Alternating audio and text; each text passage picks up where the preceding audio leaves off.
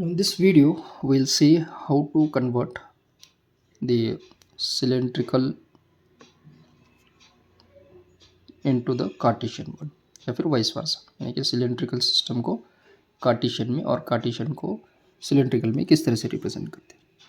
तो इसके लिए सबसे पहले हम देखेंगे जो हमने देखा था cylindrical coordinate system, we have drawn like this one. Okay, तो इस वाले सेगमेंट को हम कॉपी करेंगे।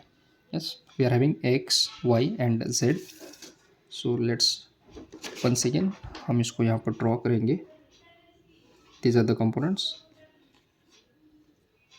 दिस इज एक्स, ये वाला वाई है और ये है जेड। हमने इसको ड्रॉ कर लिया। नाउ इन नेक्स्ट फेज हमने जो पॉइंट ऑफ इंटरसेक्शन लिया था वो भी हम कॉपी करेंगे। ये वाला देखिए सर, यहाँ से जो पॉइंट ऑफ इंटरसेक्शन था वो यहाँ पर परपेंडिकुलर लिया था और ये हो गया था हमारा रेडियस ऑफ द सर्कल। तो मैं इसी को कॉपी करूँगा यहाँ पर। Let this is the point of intersection, this is radius और ये था हमारा एज्यूम्ड एंगल, यस फाई, जो भी एक्स एक्सिस के अक्रॉस फॉर्म हो रहा है।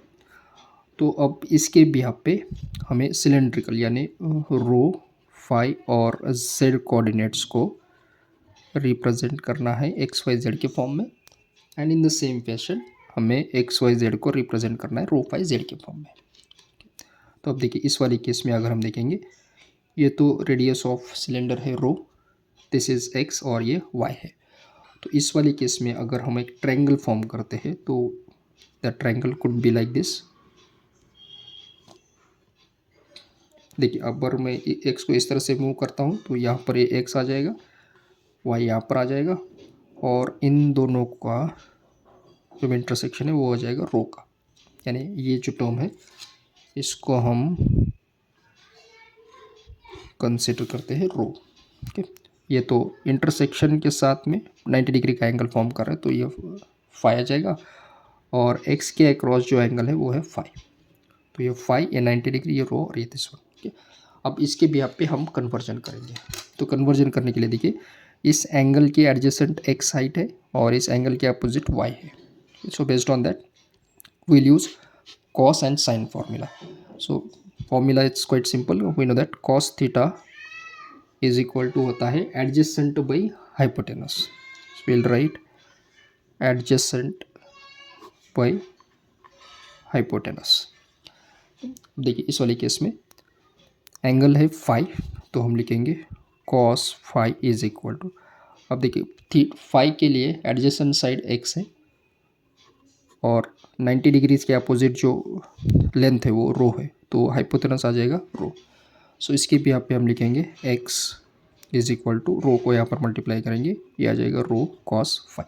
Okay, so we are represented x in the form of what, rho and phi. ये तो हो गया एक फर्स्ट वन के लिए। सिमिलरली सेकंड हम जाएंगे साइन के लिए। साइन थीटा होता है opposite side divided by hypotenuse. अब इसको लिखेंगे sine phi is equal to, देखिए इस वाले एंगल का अपोजिट साइड y है तो आ जाएगा y और हाइपोटेनस तो रो है तो आ जाएगा रो।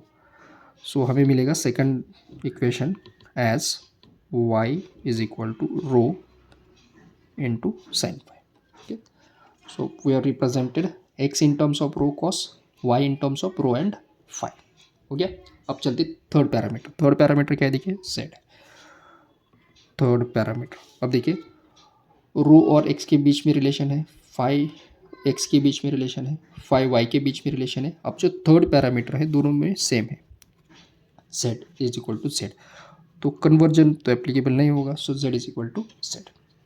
सो this is how we have converted cylindrical into the Cartesian one. Always important, x rho cos phi, y rho sin phi और z is equal to है same.